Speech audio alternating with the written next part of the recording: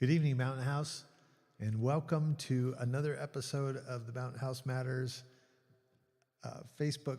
No, we're on YouTube, huh? YouTube coverage of the 2024 election results. We're here back at the Zaytech Academy with Khalid on the board running the show over there, and we have updates from the Registrar of Voters. Many of you have probably seen this. We got some results up until 10 o'clock last night that really didn't change the initial posting from 8 o'clock or 8:19, I think is when we got the first release. The final posting came about 1:25 or 1:19 or something like that in the morning, and I had a message from the registrar when I got up in the morning that what they have now is posted. All of the ballots that have been counted are everything that they've gotten through mail-in ballots up to March 2nd, and all of the ballot box drop-offs and live voting that everybody did through 8 o'clock last night at the end of Election Day. They've counted, they were up, and they counted them all. And what it turns out to be is 17.2% of the total number of registered voters in the county. My understanding in Mountain House is that about 9,500 people are registered to vote. I was told tonight that it's actually more like 9,800. So we're close to 10,000 people who are registered voters in Mountain House. Apparently not everybody came out to vote. So I don't know if the 17.2, that may not be reflective of our numbers in Mountain House, yet the numbers that are counted don't really add up to anywhere near the close to 10,000 voters we have registered in town. So at the last election in 2022, about 48% of the voters actually cast a ballot for that election. So we were thinking that with the cityhood on the line, we'd see more people come out. Apparently being primary election for the presidential election, not as many people deemed it that necessary. Still, we got some results happening. It's not completed, and now the registrar will be collecting the mail that comes in that has to be postmarked by yesterday, and they'll receive it up until the 12th, which is next week, and at that point, they will be able to count everything that is included in the election. The election won't actually be certified until April 2nd, but they will have all of the ballots counted. They just then have to go back and make sure that everything was done correctly. Where we stand now is we have 1,417 votes in favor of Measure D, turning Mountain House into a city. That was our primary issue on the ballot, and there are only 138 against. So we have 91.13% in favor and 8.87% opposed. I think if all the rest of the votes were counted and they were all in the negative, we may not see a change in that, and that seems highly unlikely. So today people are pretty much celebrating that Mountain House is going to be a city. The process to become a city will unfold over the next few months. There will be some training sessions for all of the candidates who won, and we'll move forward to a date of July 1st to launch the new city of Mountain House.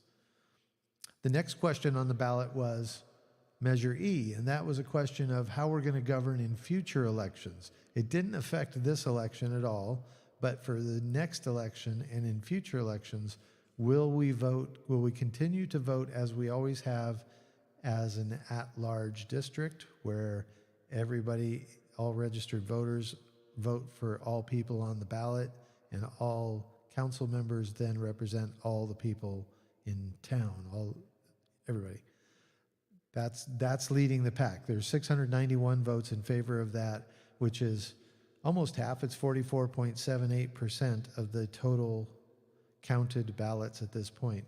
Second in that list is the by-district option, where we would then have to have district boundaries, zones drawn for by-district voting. So each representative on the council would represent a particular district. They would have to reside in that district to be able to run for office, and they would be elected only by the people in that district. And then they would also represent that district. And the other option is from district, and this is kind of a hybrid version. There's 374 votes for that, which is 24.24% of the total collected thus far. So it's running third. It's a little more than half of what the at-large vote received. From district is that council members would represent their particular district, which would be a zone that would have to be drawn. They'd have to figure out how those boundaries are made. But where by district you are elected by only the people in your district, from district you're elected by everybody in town. So everybody in town would elect all of the council members, but all the council members would only represent each of their 4 districts. And then the mayor remains at large. We will have an elected mayor for the very first time as the city of Mountain House. While the vote count is not yet set, so we can't say determinatively, I suppose. It looks pretty certain with 1,021 votes for Andy Sue at the top of the heap there, 62.03% of the vote garnered thus far. Harry Dillon is at 524 votes, which is 31.83%. So it's a little bit, just a hair more than half of Andy's count. And then Raj Reddy Khanna has 101 votes, or 6.14%. Excuse me. So Andy Sue has a pretty definitive lead there. And while there are votes still to be cast, and I don't think anybody's claiming victory yet, and I don't believe anybody has conceded loss yet, we're on that path. So that if the trend continues, that's most likely the outcome. Again, the final vote count will be delivered next Monday, I believe that is, the 12th. Something like that. Whatever day the 12th is, I believe that's the day. I think it's Monday or Tuesday. Maybe Tuesday. Anyway, that'll be the final day that the ballots that get mailed in will count. They will have had to have been postmarked by yesterday, the 5th. So if they're postmarked today, then they don't count. If they're postmarked on the 5th and they come in on the 13th, they don't count because they're only given that much time for the mail to get to them. If the post office can't deliver it that quickly, then maybe somebody should get rid of Louis DeJoy. But that's a whole nother issue. So we have leading in the mayoral race at this point, Andy Sue with 62.03% of the tallied votes. And for our city council members, we then have 4 members that are being elected at large out of the 8 candidates that ran for office. At the top of that list is the current Mountain House Community Services District Board President, Matt Disco, Matthew Ernest, AKA, and he's got 994 votes, and that is 20.77% of the total collected number of votes. It's a pretty tight race, really. Matt has a 3-point lead, basically, a little bit more than a 3-point lead. In second is Dan Harrison, who is a past president of the Mountain House Community Services District Board.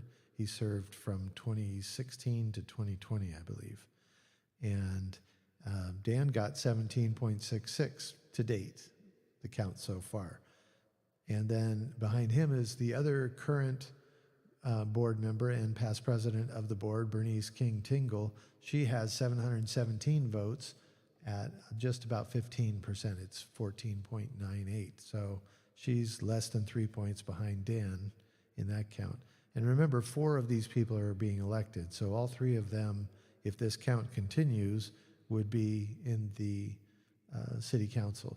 And the number 4 leader in the pack right now is Ronna Green at 645 votes.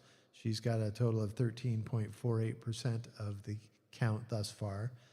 And right on her heels is Tejdeep TJ Singh Ratan, and he's got 611 votes. So he is 34 votes behind Ronna Green at 12.77%. So that's a tight race. The remaining ballots, I mean, it's, the potential's there. We figure there must be probably between 1,000 and 1,500 votes left to be had, but we won't know until next week. So we're going to keep you updated. To finish out the pack, Suresh Viuru has 440 votes, or 9.2%. Sadia Khan came in with 332 votes at 6.94%, and Wahid Mir had 201 votes at 4.2%. So it's a pretty tight race, and if you look at the chart, we've got it on there. Thank you. So you can see it right there for yourself. So if you look down beyond that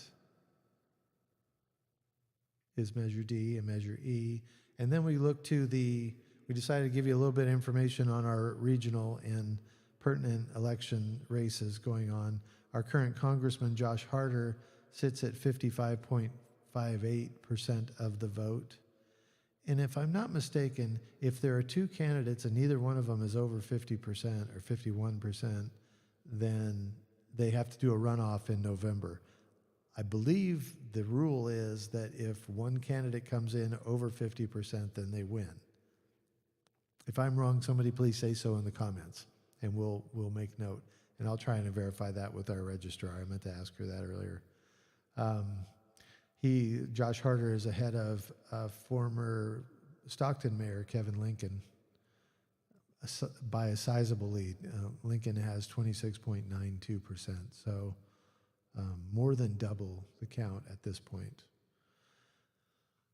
And then for the state senate in District 5, our representative for state senate, I think probably a little bit of a surprise, at least to some people, that Jim Shoemaker is ahead with 45.53%.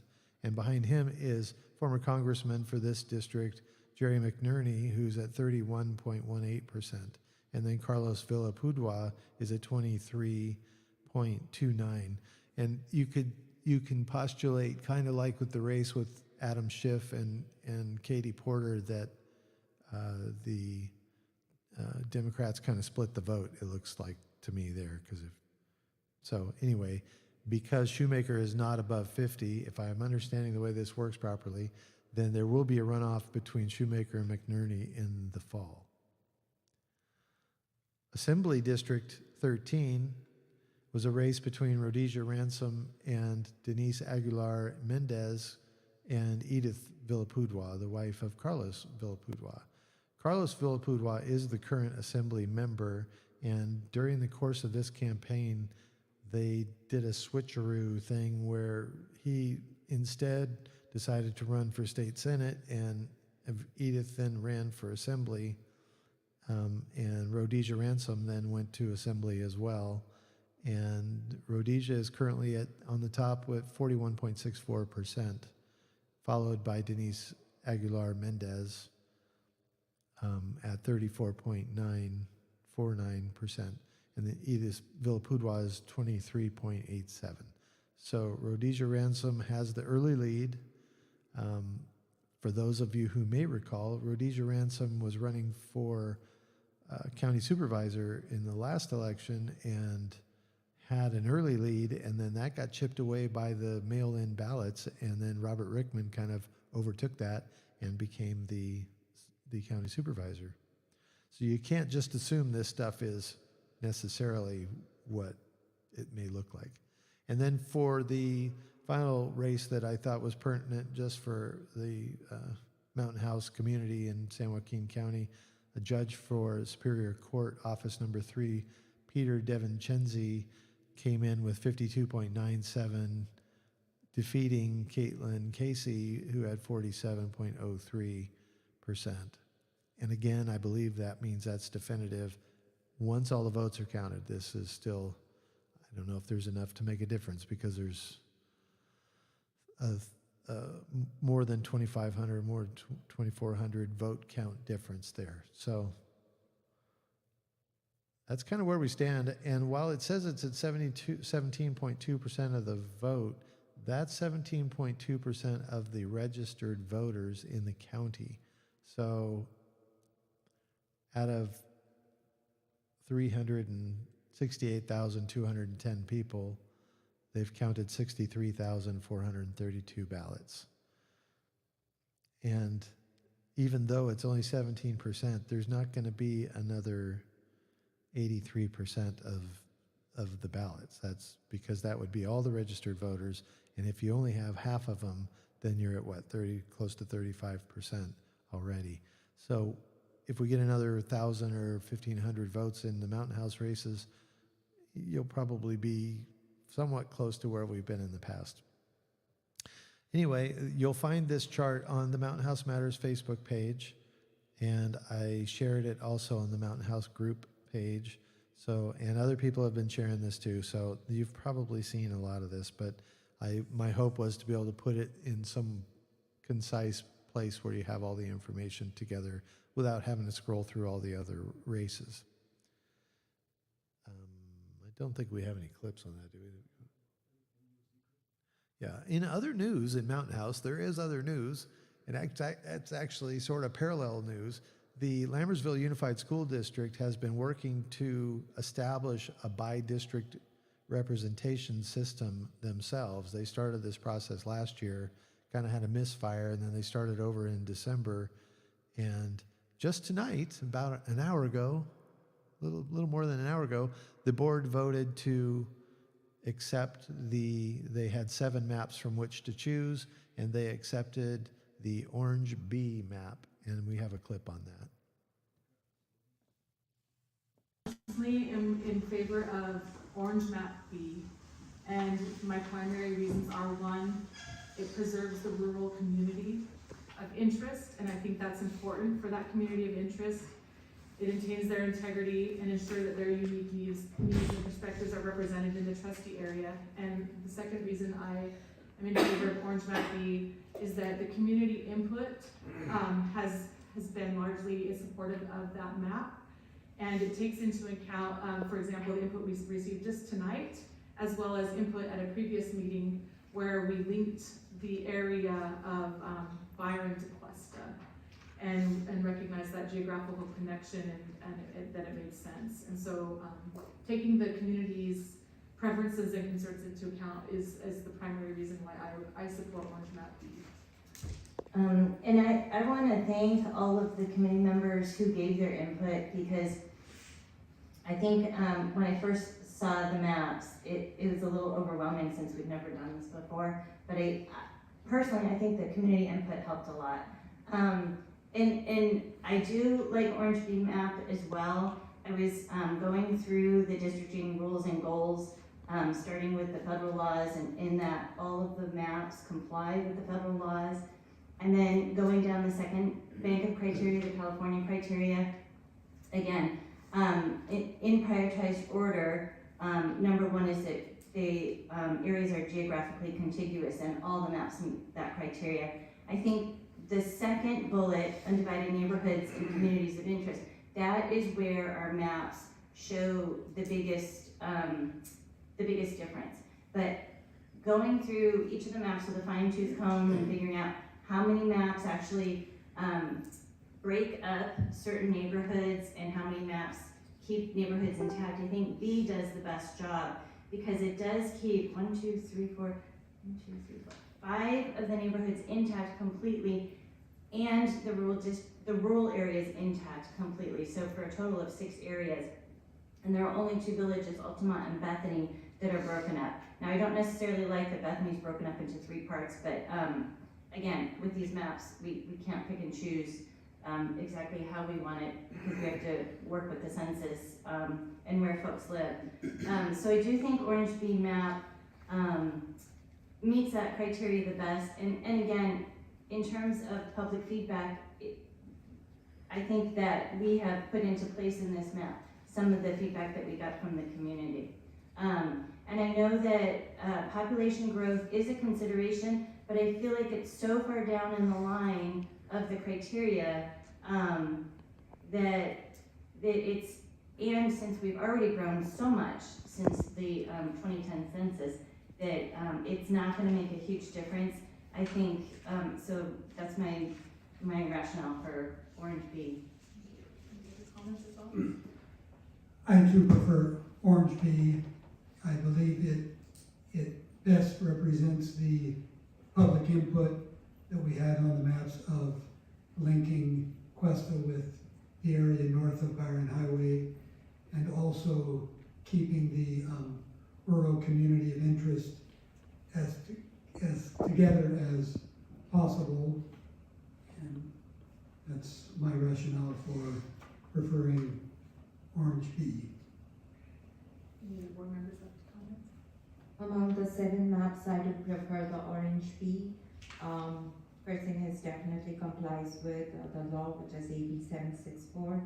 And the second point is, as my fellow trustees did mention, I completely agree, it takes into account the community feedback that was provided, and it is structured in a way that contributes to the feedback that was given. So I'm in favor of Orange B. Trustee comments? Yeah, I guess I'll go last. The last shall be first, and the first shall not.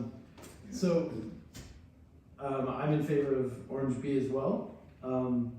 I too believe that it best matches the community feedback. I mean, it was built based on the initial community feedback. And then the community feedback that we've had subsequent to unveiling, if you will, Orange B and Lime. Orange B more closely dovetails with the feedback from the community.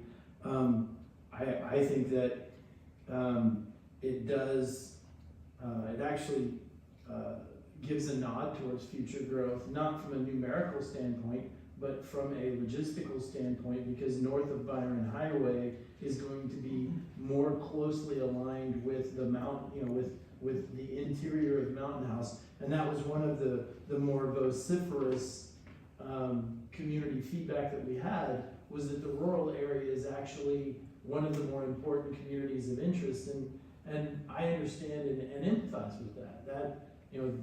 That rural community has been around. It was the bedrock of Lammersville School District for well over 100 years. And the interior of Mountain House, I love it. I live there myself, but it's more homogeneous, right? It's so for me, Orange B dovetails with known future growth. It's less confusing to me. It more closely speaks to the community input and comments that we've heard. So for me, Orange B is the clear winner. Okay. And I don't have any blue comment cards for this agenda item, and don't see any members of the public wishing to comment. So this time I'm going to make a motion to select Orange B with the election sequencing posted on the district website, area 1, 2, and 3, up for election in 2024, and area 4 and 5 up for election in 2026. I'll second. Based on motion by trustee Olson and seconded by trustee Boulay, student trustee preferential vote. Aye. All in favor? Aye. Wait, this motion does not need a voice vote, right? Any opposed? All right, so the motion passes with 5 ayes and no noes. Moving on to action item B,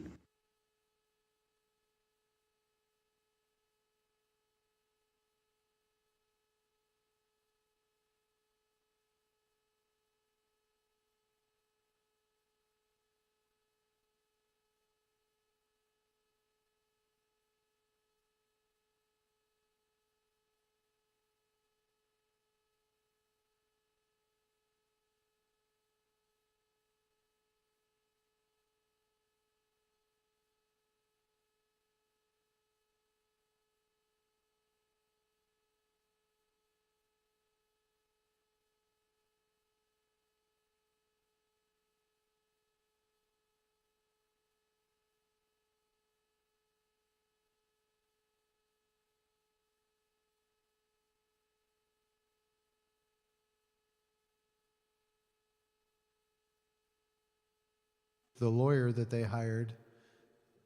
And so then they took that to the community, and they got board feedback and they got community feedback on the 5 maps, and mostly based on the community feedback they got. Oh, it wasn't on?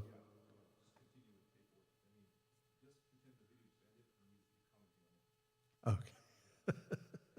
So that was your Lambersville Unified School District Board of Education Trustees electing to choose the Orange B map of the districting options that they were presented. It happens to be the Orange B is the one that was on the cover of the March issue of the Mountain House Matters paper that you should have gotten in your mail. If you need a copy of it, you can pick it up at the school district or at the library or the CSD town hall or various other locations around town. This signifies a shift in how they will be elected in future elections. This particular map is built on the demographics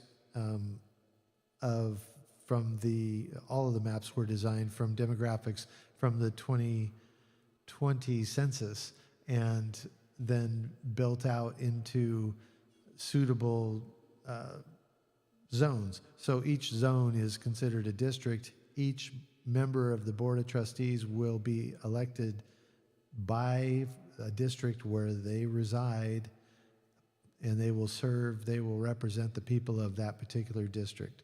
There will be 5 districts from this map. There were initially 5 maps designed by the professional demographer, and they hired a lawyer to work with them as well so that they could do this properly. And the demographer has great experience around this area and other places. He knows his stuff. Then they brought the 5 maps to the community at a board meeting and to the board, and they got board feedback and they got community feedback. It was really the community feedback that they got that helped shape an additional 2 maps that were designed. So they had a total of 7 options from which to choose, but in all likelihood, it seemed like the latter 2 were going to be the ones that they would look at. So Orange B, they're all identified by colors. Lime is the other one. I guess that's a color, sort of. So Orange B and Lime were the 2 new maps, and they built those based on the feedback that they got largely from the community. And one of the community members in particular pointed out that it would behoove the outer reaches, the more rural area within the sphere of influence of the Lambersville Unified School District, to be represented all in one district. So they had kind of one voice that way. They indicated that they didn't really want to be lumped in with the more urban or suburban area of Mountain House. They wanted to be represented as their more rural territory. So the last 2 maps really demonstrated that. One of the maps put the Cuesta Village and the yet to be developed north of Byron area, which will be 4 villages north of Byron, in the Lime map had them all encompassed within the rural map territory. The Orange B map, which was selected, put Cuesta and north of Byron all together in one zone, but not in the rural district. Instead, the College Park and Cordes villages are wrapped into that. So you can find we'll put a link on our page too here, but you can find those maps if you want to look at the 7 different maps. In particular, look at the latest ones posted that were the Orange B and the Lime. It was the Orange B that was selected. So the next process is, that doesn't mean it's a done deal. What they went on to vote right after that was another initiative to authorize sending that as their chosen map to the County Board of Education, and there's a process that goes there that will ratify that map as the one that's chosen. The first election that will be affected is this coming November. I believe in this map they chose, there are 3 seats that are going to be up, and then in the 2026 election, the other 2 seats will be up, and that way they'll be offset that way too. And it'll that will move forward. And then the next step in that whole process will come after the 2030 census. And a year after that, the 2031, they'll redraw the maps based on the data that's drawn from the latest census. And as a by-district board, for their representation, that will be the pattern of how it goes from there on, unless they decide to do it differently. But that's how that will work. Every 10 years, they will draw new lines based on the population. Once we have build out of Mountain House, that might not change a whole lot, I suppose, but initially it could be very different in the 2031 map. So that's our news for tonight. That's pretty big news. They've been working on that for quite a while. There are some other things coming up. We have on the Mountain House Matters Facebook page links to the next Wednesday afternoon. There will be a grand reopening of the playground in the Central Community Park. They've completely remodeled that. It looks very different. You should take your kids out and go check that out. At 4:30 on next Wednesday, there will be a ceremony celebration kicking that off. And I think that's about all we've got. We'll come back to you when we get another update on the election. And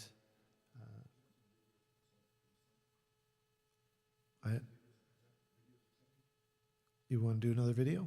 We've got more video for you.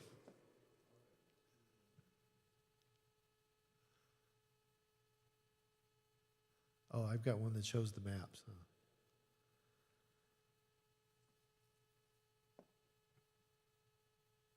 Forgot about that. Personally, am in favor of.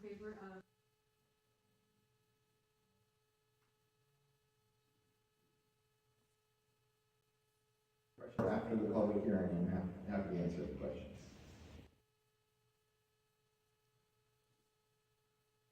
Questions now or after the public hearing, I'm happy to answer the questions.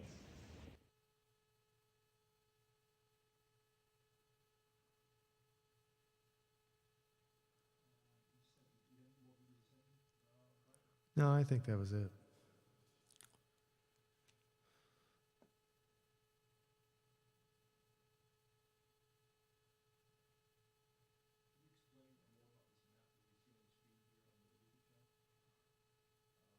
Can I voice over? Are we on?